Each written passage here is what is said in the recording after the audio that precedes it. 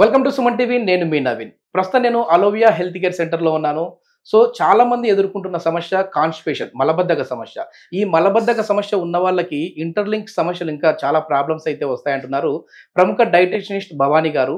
So అసలు ఎట్లాంటి treatments ఉన్నాయి, అదేవిధంగా మన ఫుడ్ హ్యాబిట్లో ఎలాంటి చేంజెస్ రావాలని మేడం అడిగి తెలుసుకుందాం. హాయ్ మ్యామ్, నమస్తే అండి. నమస్తే అండి. మ్యామ్, ఈ కాన్స్టిపేషన్ ప్రాబ్లం అంటూనే నా చేతిలో ఒక బాటిల్ పెట్టేసేసి ఒక ఆయిల్ పెట్టారు. సో ఏంటి ఈ ఆయిల్తో ఈ కాన్స్టిపేషన్ ప్రాబ్లంకి ఎట్లా స్వస్తి చెప్పొచ్చండి? సహచర్వైలం అంటారు దీన్ని. సో ఫస్ట్ మనకు అసలు ఈ కాన్స్టిపేషన్ అసలు ఎందుకు వస్తుంది, దీనివల్ల ఏంటి హెల్త్ ఇష్యూస్ ఏంటి అనేది తెలుసుకుందాం. సో పర్టికులర్ గా డైట్ అనేది ప్రాపర్ ఇంపార్టెంట్ రోల్ ప్లే చేస్తుందండి. Okay, so processed foods, improper timings, so junk foods ఎక్కువ తీసుకోవటము, అండ్ ఫైబర్ రిచ్ ఫుడ్స్ తీసుకోకపోవటము, మెయిన్ గా వాటర్ ఇంటేక్. సో ఇవన్నీ తీసుకోకపోవటం వల్ల మనకి కాన్స్టిపేషన్ అనేది కామన్ గా అందరిలోనూ చూస్తున్నాం. ఈ కాన్స్టిపేషన్ ప్రాబ్లం కి ఇంటర్లింక్ గా ఇంకా ఎట్లాంటి డిసీజెస్ వస్తాయి మ్యామ్? జనరల్ కాన్స్టిపేషన్ వల్ల మనకి ఓవర్ వెయిట్ అవుతారండి, గ్యాస్ట్రిక్ ప్రాబ్లం వస్తుంది, అండ్ పైల్స్ ప్రాబ్లమ్స్ వస్తుంటాయి. బాగా నెగ్లెక్ట్ చేశారనుకోండి కోలన్ క్యాన్సర్స్ కూడా వచ్చే ఛాన్సెస్ ఎక్కువగా ఉంటాయి. ఓకే, సో మెయిన్ గా ఏంటి అంటే డైట్ లో ఫైబర్ రిచ్ ఫుడ్స్ తీసుకోవాలి. ఫైబర్ రిచ్ ఫుడ్స్ అంటే ఫ్రూట్స్, ఆకుకూరలు, కూరగాయలు, అండ్ మెయిన్ గా వాటర్. సో వాటర్ అనేది very important. Even fibre food తీసుకున్నా కూడా వాటర్ తీసుకోవట్లేదు అనుకోండి, అబ్జార్ప్షన్ ఉండదు. సో అబ్జార్ప్షన్ నుండి మనకి ఫీసెస్ లోంచి బయటికి రావాలంటే water is the main important source. So మనకి ఏంటంటే వాటర్ అనేది చాలా తక్కువ తీసుకుంటూ ఉంటారు అందరు. ఎన్ని లీటర్లు హెల్దీగా ఉండాలంటే తీసుకోవాలి? మినిమం 8 glasses per day అనేది కామన్ గా తీసుకోవాలి. 4 liters 2 to 3 liters తీసుకున్నా కూడా మెయిన్ గా 3 liters అనేది కామన్ గా తీసుకోవాలి. పర్టికులర్ గా ఈ కాన్స్టిపేషన్ మనం వింటర్ సీజన్ లోనే ఎక్కువ చూస్తూ ఉంటాం. బికాస్ ఆఫ్ మనకి థర్స్ట్ అనే ఫీలింగ్ ఉండదు. సో డీహైడ్రేషన్ బాగా ఎక్కువైపోతుంది ఇంటర్నల్ గా బాడీలో. సో వాటర్ తక్కువ తీసుకోవటం వల్ల కూడా ఈ కాన్స్టిపేషన్ ఎక్కువగా ఉంటుంది. సో వాటర్ ఇంటేక్ తో పాటు ఫైబర్ రిచ్ ఫుడ్స్ ఎక్కువగా తీసుకుంటే ఉంటుంది. ఫైబర్ రిచ్ ఎందులో ఎక్కువ ఉంటుంది మ్యామ్? ఎక్కువగా అండి ఆకుకూరల్లో ఎక్కువ ఉంటుంది, కూరగాయల్లో ఎక్కువ ఉంటుంది, ఫ్రూట్స్ లో ఎక్కువ ఫైబర్ ఉంటుంది. ఈవెన్ మన సీరియల్స్ లో కూడా ఎక్కువ ఉంటుంది. సో సీరియల్స్ కూడా మరీ ప్రాసెస్డ్ సీరియల్స్ లాగా చేసుకోకుండా మనకి నార్మల్ గా ఫైబర్ గా ఉన్నవి. ఇప్పుడు నార్మల్ వైట్ రైస్ కి బ్రౌన్ రైస్ కి తేడా ఏంటి అంటే ఫైబరే. క్యాలరీస్ ఆర్ సేమ్, కొంచెం ఇంకా బ్రౌన్ రైస్ లోనే ఎక్కువ ఉంటుంది, బట్ ఫైబర్ అనేది ఎక్కువగా ఉంటుంది బ్రౌన్ రైస్ లో. అందుకని మనకి డైజెషన్ కూడా ఎక్కువ మనతో ఫ్రీగా ఉంటుంది బ్రౌన్ రైస్. ఈ మధ్య ఫైబర్ అనేది పక్కన పెట్టేసేసి అందరూ పిజ్జాలు బర్గర్ల సైడ్, మైదా సైడ్ వెళ్ళిపోయారు. అవునండి, అవి తీసుకోవడం వల్లనే మేజర్ చిన్న చిన్న చిన్న పిల్లల దగ్గర నుంచి కూడా ఈ కాన్స్టిపేషన్ అనేది కామన్ గా మనకి చూస్తూ ఉన్నాం అన్నమాట. సో కాన్స్టిపేషన్ 2 days మనకి ఫ్రీ మోషన్ అవ్వలేదంటే స్టమక్ పెయిన్ రావటం పిల్లలకి, వెరీ కిడ్స్ నుంచి కూడా. దెన్ మనకి మెడికల్ సూపర్విజన్ లో అయితే మనకి ట్రీట్మెంట్ అవసరం పడుతుంది. ఈవెన్ మీకు డైట్ ద్వారా కూడా తగ్గట్లేదు, మేము ఫాలో అయ్యాము, అప్పుడు మన అలోవియాలోకి వస్తే మనం ట్రీట్మెంట్స్ అనేది ఆయుర్వేద ట్రీట్మెంట్స్ అనేది మన కాన్స్టిపేషన్ బెస్ట్ రిలీఫ్ అనేది వస్తుంది. ఓకే, ఎందుకంటే మ్యామ్ ఈ మలబద్ధక సమస్య ఉంటే బద్ధకంగా తయారైపోతా ఉంటారని చెప్పి విన్నాను. నేమ్ లోనే ఉందండి. సో ఎట్లాంటి ట్రీట్మెంట్స్ ఉన్నాయండి మన దగ్గర? మనకి ట్రీట్మెంట్స్ లైక్ పంచకర్మ ట్రీట్మెంట్స్ లే ఉన్నాయండి, లైక్ వామనం, విరేచనం.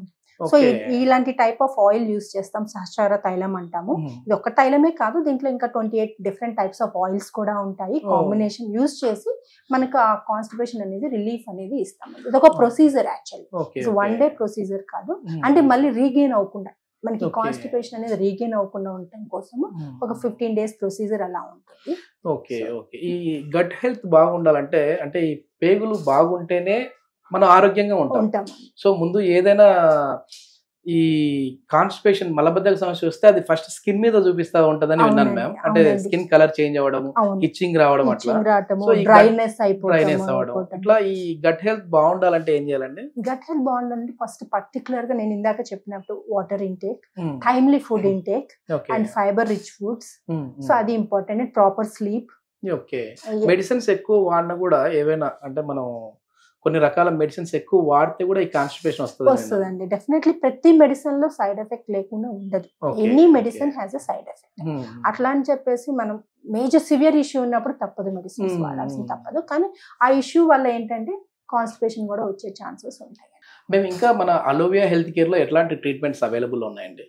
అలోవియాలో మనకి వెయిట్ లాస్ ట్రీట్మెంట్స్ ఉన్నాయండి, స్కిన్ ట్రీట్మెంట్స్ ఉన్నాయి, ఆల్ ఆస్థెటిక్స్ అన్ని ఉన్నాయి, and anti-aging treatments, hair fall treatments, hair transplantation, Ayurveda treatments, pain relief treatments, panchakarma treatments, psoriasis ki, and varicose veins కి అన్నిటికీ treatments available ఉన్నాయండి. ఓకే. ఓకే. మెయిన్ మనం diet అనేది బాగుంటే అసలు మన డాక్టర్ దగ్గరికే రావాల్సిన పని లేదు అని చెప్పేసి అంటా ఉంటారు. అంటే మన లైఫ్ స్టైల్ అనేది ఫస్ట్ చేంజ్ అయిపోయిందండి. అవునండి. ఇవన్నీ కూడా ఏంటంటే లైఫ్ స్టైల్ డిజార్డర్ కిందకి తీసుకోవచ్చు అండి. Definitely ఇప్పుడు ఈ అండి. కాన్స్టిపేషన్ కావచ్చు ఇవన్నీ కూడా. ఇవన్నీ లైఫ్ స్టైల్ డిజార్డర్స్ ఏనండి. ఈ ఓవర్ వెయిట్ కానీ ఆర్ స్కిన్ పిగ్మెంటేషన్స్ కానీ ఓకే. ఆర్ కాన్స్టిపేషన్ కానీ స్ట్రెస్ కానీ ల్యాక్ ఆఫ్ స్లీప్ ఇవన్నీ కూడా లైఫ్ స్టైల్ డిజార్డర్స్ ఫ్రూట్స్ లో తీసుకోవాలంటే మామూలుగా మలబద్ధక సమస్యకి ఎట్లాంటి ఫ్రూట్ మంచిదండి పండ్లు? హై ఫైబర్ రిచ్ ఫ్రూట్స్ అండి అండ్ వాటర్ కంటెంట్ ఫ్రూట్స్ అండి. లైక్ ఇప్పుడు కర్బూజా తీసుకోవచ్చు, దానిమ్మ తీసుకోవచ్చు, ఆరెంజ్ ఫ్రూట్స్ తీసుకోవచ్చు, సో బనానా తీసుకోవచ్చు. బనానా తింటే వెయిట్ పెరుగుతారని ఒక అపోహ ఉంది కదా, నిజమేనా? అది ఎనీథింగ్ అన్ని ఫుడ్స్ అన్ని ఇంపార్టెంట్ అండి. ప్రతి ఫుడ్ లో ఒక న్యూట్రిటివ్ వాల్యూ అనేది ఉంటుంది. అది ఎంత క్వాంటిటీ తీసుకుంటున్నాము అనేది వెరీ తినమన్నారు కదండి, డజన్లో తినకూడదు. తీసుకోకూడదు. ఇప్పుడు సీజనల్ ఫుడ్స్ అన్నిట్లో మంచి క్యాలరీ వాల్యూ ఉంటుంది, ఓకే న్యూట్రిటివ్ వాల్యూ ఉంటుంది.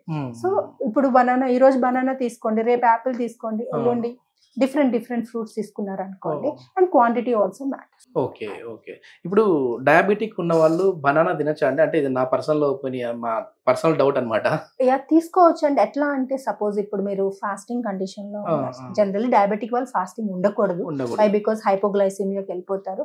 కాన్వర్ట్ సిచ్యుయేషన్ లో ఇమీడియట్ ఎనర్జీ అవసరం మనకి వాళ్ళకి అన్నప్పుడు ఇమీడియట్ గా ఒక బనానా తీసుకోవచ్చండి.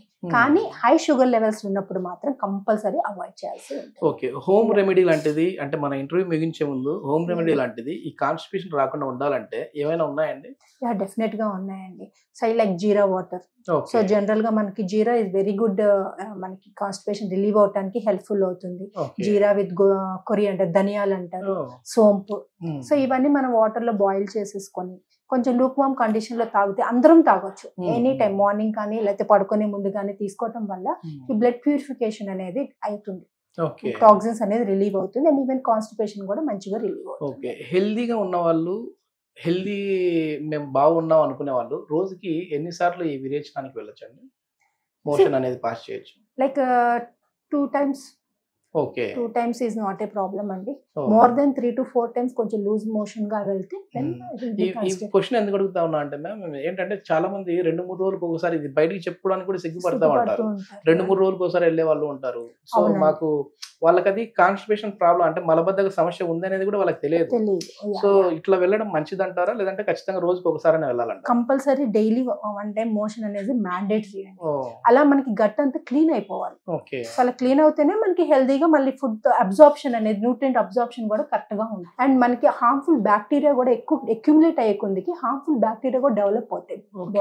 సో అవి సివియర్ డిజార్డర్స్ కి, సివియర్ క్యాన్సర్స్ కి అలా రిలేటెడ్ అవుతాయి. ఓకే. ఓకే. ఇది మొత్తానికి ఏంటంటే మనం హెల్దీగా ఉండాలంటే ఫస్ట్ మన లైఫ్ స్టైల్ అనేది హెల్దీగా ఉంచుకోవాలి. సో ఈ కాన్స్టిపేషన్ ప్రాబ్లమ్ ని మాత్రం నెగ్లెక్ట్ చేశారంటే దీనికి సంబంధించి ఇతరత్ర చాలా డిసీజులు వచ్చే విధంగా ఉన్నాయని చెప్పేసి భవానీ గారు చెప్తా ఉన్నారు. Thank you ma'am. Thank you.